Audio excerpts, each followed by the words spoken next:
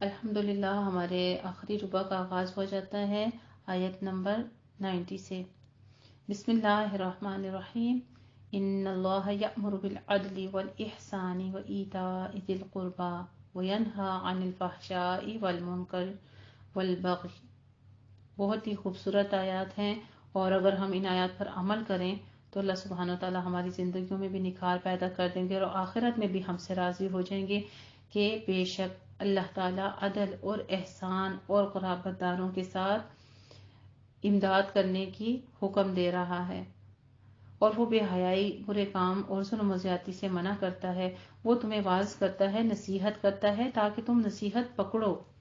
وَأَوْفُوا بِعَهْدِ اللَّهِ، اور اللہ کا عہد پورا کرو جب تم آپس میں عہد کر لو، اور قسمیں پکی کرنے کے بعد نہ توڑو جبکہ تم نے اللہ کو اپنا کفیل بنایا ہو۔ بے شک اللہ جانتا ہے جو کچھ تم کرتے ہو، اور تم اس عورت کی طرح نہ ہو جاؤ جس نے اپنا سوت محنت سے کاٹنے کے بعد ٹکڑے ٹکڑے کر ڈالا۔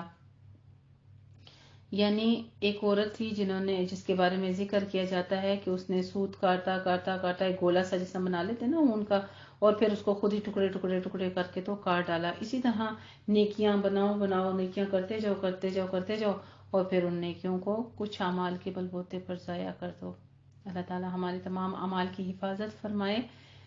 پھر ساتھ میں آگے فرماتے ہیں تتخذون ایمانکم، تم اپنی قسموں کو باہم فریب کا ذریعہ بناتے ہو کہ ایک جماعت دوسری جماعت سے مال وافر میں بڑھ جائے۔ بے شک اللہ اس عہد و پیمان سے تمہیں آزماتا ہے، اور یوم قیامت وہ تم پر ضرور واضح کر دے گا جس میں تم اختلاف کرتے تھے، اور اگر اللہ چاہتا تو تمہیں ایک ہی امت بنا دیتا، لیکن وہ جسے گمراہ کرتا ہے اور جسے چاہے ہدایت دیتا ہے، اور تم سے ضرور اس کا سوال ہوگا جو تم عمل کرتے ہو۔ پھر وہی ہدایت کا ذکر، پھر وہی سورہ فاتحہ جو کہ ام القرآن ہے، یہاں پر پھر ہمیں اسی کی ایک شکل نظر آ رہی ہے، اہدنا الصراط المستقیم۔ وہی ہدایت کا ذکر پھر آ رہا ہے کہ تو مانگ لے ہدایت کو، جسے اللہ چاہے اسے ہی ہدایت عطا کرتا ہے۔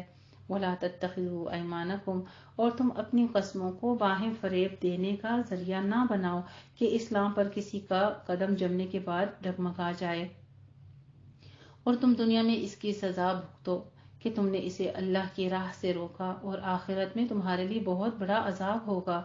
اور اللہ کے عہد کے بدلے میں تھوڑی قیمت دنیاوی فائدے نہ خریدو، بے شک جو اللہ کے ہاں اجر ہے وہی بہتر ہے اگر تم علم رکھتے ہو تو۔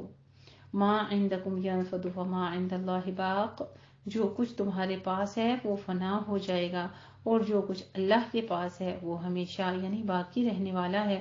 اور جن لوگوں نے صبر کیا ہم ضرور انہیں ان کا اجر و ثواب ان بہترین اعمال کے بدلے میں دیں گے جو کچھ وہ کرتے ہیں۔ من عمل صالحا، جس نے نیک عمل کیے، تو نیک عمل کے لیے بھی تو صبر ہی چاہیے۔ اللہ سبحانہ وتعالیٰ اسی لیے ہر کام کے لیے ہمیں صبر کی تلقین کر رہے ہیں، اور پھر محبت بھی تو کرتے ہیں کہ واللہ یحب الصابرین ان اللہ مع الصابرین، کہ اللہ سبحانہ وتعالیٰ ان کے ساتھ ہو جاتا ہے جو صبر کرتے ہیں۔ اسی لیے یہاں پر فرماتے ہیں کہ مرد ہو یا عورت جبکہ وہ مومن ہو تو ہم ضرور اسے پاکیزہ زندگی بسر کرائیں گے، اور ہم انہیں ضرور ان کا اجر و ثواب ان بہترین اعمال کے بدلے میں دیں گے جو کچھ وہ کرتے تھے۔ پھر جب آپ قرآن پڑھنے لگیں تو شیطان مردود سے اللہ کی پناہ مانگ لیجیے۔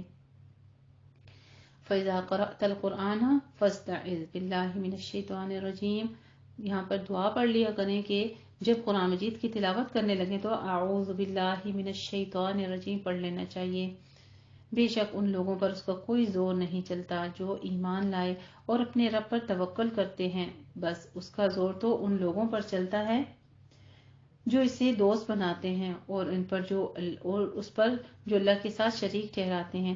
اور جب ہم ایک آیت کی جگہ بدل کر دوسری آیت لائیں، اور اللہ اسے خوب جانتا ہے جو کچھ وہ نازل کرتا ہے، تو وہ کافر کہتے ہیں یقیناً تو گھڑ لانے والا ہے، لیکن ان میں اکثر علم نہیں رکھتے۔ کہہ دیجئے اس قرآن کو روح القدس یعنی جبرائیل امین نے آپ کے رب کی طرف سے حق کے ساتھ نازل کیا ہے، یعنی یہ قرآن حضرت محمد صلی اللہ علیہ وآلہ وسلم کا اپنا گھڑا ہوا نہیں ہے، بلکہ اسے جبرائیل امین علیہ السلام جیسے پاکیزہ فرشتے نے سچائی کے ساتھ اپنے رب کی طرف سے نازل کیا، اسی طرح سے دوسری مقام پر بھی فرماتے ہیں اسے روح الامین یعنی مصالح جبرائیل امین کے ذریعے سے آپ کے دل پر اتارا گیا ہے۔ کہہ دیجئے اس قرآن کو روح القدس یعنی جبرائیل امین کے ذریعے سے آپ کے دل پر اتارا کیا گیا، آپ کے اوپر حق کے ساتھ نازل کیا گیا ہے تاکہ اللہ ایمان والوں کو ثابت قدم رکھے اور مسلمانوں کے لیے ہدایت اور بشارت ہو۔ اور ہمیں بخوبی علم ہے کہ وہ کہتے ہیں یقیناً اس نبی کو ایک آدمی سکھاتا ہے، اس شخص کی زبان عجمی ہے جس کی طرف یہ غلط نسبت کرتے ہیں، جبکہ یہ قرآن تو فصیح عربی زبان میں ہے۔ بلا شبہ جو لوگ اللہ کی آیات پر ایمان نہیں لاتے اللہ انہیں ہدایت نہیں دیتا اور ان کے لیے دردناک عذاب ہے۔ جھوٹ تو صرف وہ لوگ بھرتے ہیں جو اللہ کی آیات پر ایمان نہیں لاتے، اور وہی لوگ جھوٹے ہیں جو شخص اپنے ایمان کے بعد اللہ سے کفر کرے سوائے اس کے جس پر جبر کیا گیا اور اس کا دل ایمان پر مطمئن تھا، لیکن جس نے کفر کے لیے اپنا سینہ کھول دیا راضی خوشی کفر کیا تو ایسے لوگوں پر اللہ کا غضب ہے اور ان کے لیے بہت بڑا عذاب ہے، یہ اس لیے کہ انہوں نے دنیاوی زندگی کو آخرت کے مقابلے میں زیادہ محبوب رکھا اور بے شک اللہ کافر قوم کو ہدایت نہیں دیتا۔ اولئک الذین طبع اللہ علی قلوبہم وسمعہم وابصارہم، یہی وہ لوگ ہیں جن کے دلوں، کانوں اور آنکھوں پر اللہ نے مہر لگا دی ہے اور یہی لوگ غافل ہیں۔ بلا شبہ یقیناً آخرت میں یہی لوگ خسارہ پانے والے ہیں۔ پھر بے شک آپ کا رب ان لوگوں کے لیے مہربان ہے جنہوں نے آزمائش میں پڑنے کے بعد ہجرت کی، پھر جہاد کیا اور صبر کیا۔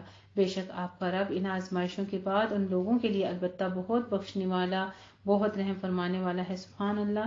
اللہ سبحانہ وتعالیٰ کے خوبصورت نام و صفات غفور الرحیم بیان کیے جا رہے ہیں۔ یہ مکہ کے ان مسلمانوں کا تذکرہ ہے جو کمزور تھے اور قبول اسلام کی وجہ سے کفار کے ظلم و ستم کا نشانہ بنے رہے۔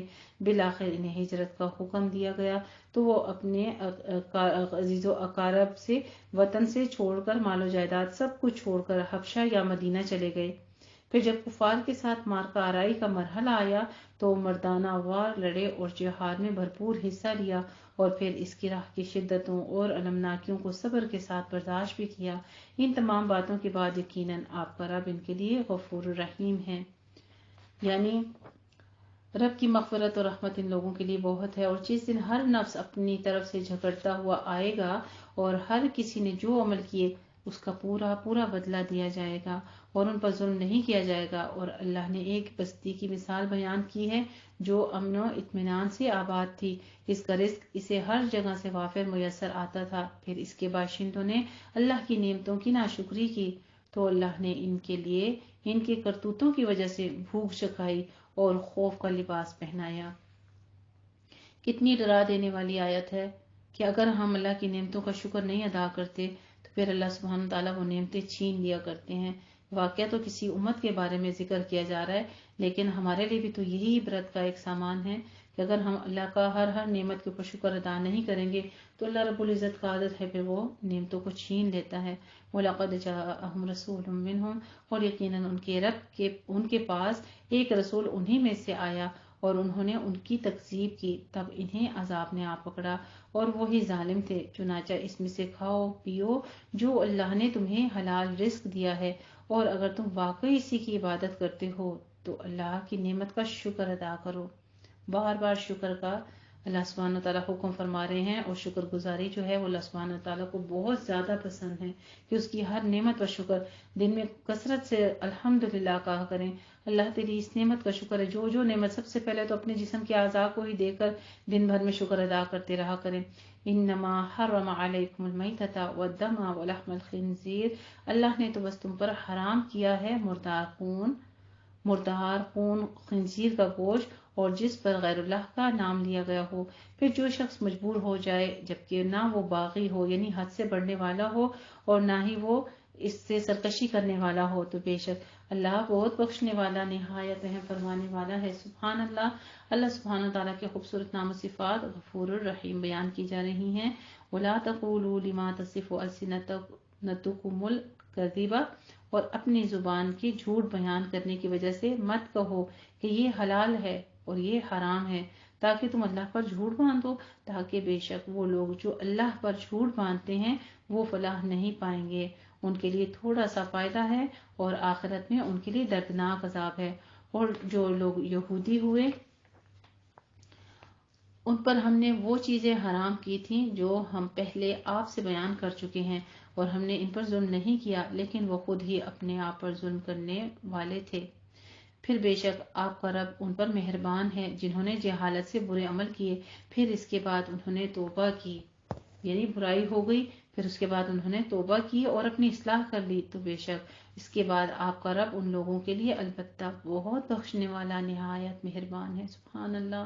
اللہ سبحانہ تعالیٰ کا بار بار غفور الرحیم صفت کا ذکر کیا جا رہا ہے، تو ہم بھی اپنے لیے دعا مانگ لیتے ہیں، رب اغفر وارحم وانت خیر الراحمین ان ابراہیم کان امۃ قانتا للہ حنیفا۔ بلا شبہ ابراہیم ایک امت تھا، ابراہیم علیہ السلام کو ایک امت، ایک ایسا دین جسے اللہ تعالیٰ نے اپنے کسی نبی کے ذریعے لوگوں کے لیے مشروع اور ضروری قرار دیا ہے۔ نبی کریم صلی اللہ علیہ وآلہ وسلم باوجود اس بات کے کہ آپ تمام انبیاء سمیت اولاد آدم کے سردار ہیں، آپ کو ملت ابراہیمی کی پیروی کا حکم دیا گیا ہے، جس سے ابراہیم کی امتیازی، ابراہیم علیہ السلام کا رتبہ اور خصوصی فضیلت ثابت ہوتی ہے۔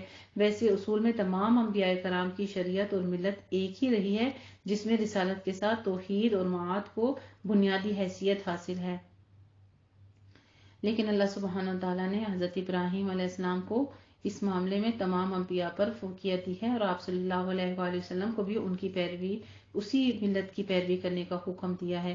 اللہ کا فرما بردار اور اس کی طرف یکسو، اور وہ مشرکوں میں سے نہ تھا، وہ اللہ کی نعمتوں کا شکر کرنے والا تھا، اس اللہ نے اسے چن لیا اور اس کو صراط مستقیم کی طرف ہدایت دی۔ ہم بھی اپنے لیے دعا مانگ لیتے ہیں، اہدنا الصراط المستقیم، اہدنا الصراط المستقیم، اہدنا الصراط المستقیم۔ اللہ جو تیری طرف آنے کا سیدھا راستہ ہے ہمیں اس پر چلا دے، اللہ ہمیں ٹیڑھے ویڑھے علموں سے اور ٹیڑھے ویڑھے علم کے راستوں سے پناہ میں رکھنا ہے رب العالمین۔ جو سیدھا تیری جنت کی طرف آتا ہے ہمیں اس راستے پر گامزن کر دے، آمین یا رب العالمین۔ وآتیناہ فی الدنیا حسنہ، اور ہم نے اسے دنیا میں بھلائی دی، اور بلا شبہ وہ آخرت میں ضرور صالحین میں سے ہوگا۔ اے نبی کریم صلی اللہ علیہ وآلہ وسلم، پھر ہم نے آپ کی طرف وحی کی کہ ملت ابراہیم کی اتباع کریں جو اللہ کی طرف یکسو تھا اور وہ مشرکوں میں سے نہ تھا۔ ہفتے کے دن کی تعظیم کو تو صرف ان لوگوں پر ضروری قرار دیا گیا تھا جنہوں نے اس میں اختلاف کیا، اور بے شک آپ کا رب ان کے مابین قیامت کے دن اس امر کا فیصلہ کرے گا جس میں وہ اختلاف کرتے تھے۔ اے نبی کریم صلی اللہ علیہ وآلہ وسلم، اپنے رب کے راستے کی طرف حکمت اور اچھی آواز کے ساتھ دعوت دیجیے اور ان سے احسن طریقے سے بحث کیجیے۔ بحث کا مطلب یہ نہیں ہے کہ جس طرح ہم لوگ بحث کرنے لگ پڑتے ہیں، اس میں تبلیغ دعوت کے اصول بیان کیے جا رہے ہیں جو حکمت اور اچھے طریقے سے نصیحت کرنا کی طرف ہو۔ حکمت سے مراد قرآن و حدیث ہے، کیونکہ یہ اللہ کی نازل کردہ باتیں ہیں، ان سے زیادہ پر حکمت بات اور کوئی نہیں ہو سکتی، تو اس لیے دعوت کے لیے قرآن کے ساتھ حدیث کا حوالہ بھی ضروری ہے۔ اور بے شک آپ کا رب ان کے مابین قیامت کے دن اس امر کا فیصلہ کرے گا جس میں وہ اختلاف کرتے ہیں، اور آپ کو بہترین طریقے سے نصیحت کرنے کا حکم دیا جا رہا ہے۔ ان ربک هو اعلم بمن ضل عن سبیلہ، بے شک آپ کا رب ہی اس شخص کو خوب جانتا ہے جو اس کی راہ سے بھٹکا، اور وہی ہدایت پانے والوں کو خوب جانتا ہے۔ اور اگر تم بدلہ لو تو اتنا ہی بدلہ لو جتنی تمہیں تکلیف دی گئی ہے، اور اگر تم صبر کرو تو وہ صابرین کے لیے بہتر ہے۔ سبحان اللہ۔ وَاصْبِرْ وَمَا صَبْرُكَ إِلَّا بِاللَّهِ، اور اے نبی کریم صلی اللہ علیہ وآلہ وسلم، آپ صبر کیجئے،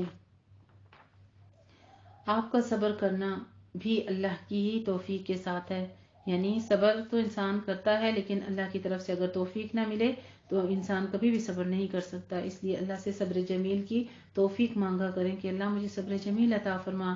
وَلَا تَحْزَنْ عَلَيْهِمْ، اور ان کفار پر غم نہ کھائیں اور نہ آپ اس پر تنگی میں مبتلا ہوں جو وہ مکر سازشیں کرتے ہیں۔ ان اللہ مع الذین اتقوا والذین هم محسنون، بلا شبہ اللہ ان کے ساتھ ہے جنہوں نے پرہیزگاری کی اور وہ احسان کرتے ہوں۔ اللہ سبحانہ تعالیٰ کی ایک یہ بھی خاصیت بیان کر رہے ہیں کہ اللہ سبحانہ تعالیٰ کی طرف سے انعام ہوتا ہے جو کسی کو وہ صبر دیتا ہے۔ اہل ایمان و تقوی اور محسنین کو ہی یہ شرف حاصل ہوتا ہے۔ جس سے اہل ایمان کو آزمائشوں میں صبر اور ثابت قدمی کی توفیق ملتی ہے اور بالآخر کامیابی و سرخروئی ان کا مقدر بنتی ہے۔ جعلنا اللہ منہم جعلنا اللہ منہم جعلنا اللہ منہم آمین یا ربنا آمین۔ وآخر دعوانا الحمدللہ رب العالمین۔ ہمارا پارہ جو ہے الحمدللہ 14واں یہاں پر مکمل ہوتا ہے، سورہ نحل آیت نمبر 128 پر۔ جزاک اللہ احسن الجزاء۔ السلام علیکم ورحمۃ اللہ وبرکاتہ۔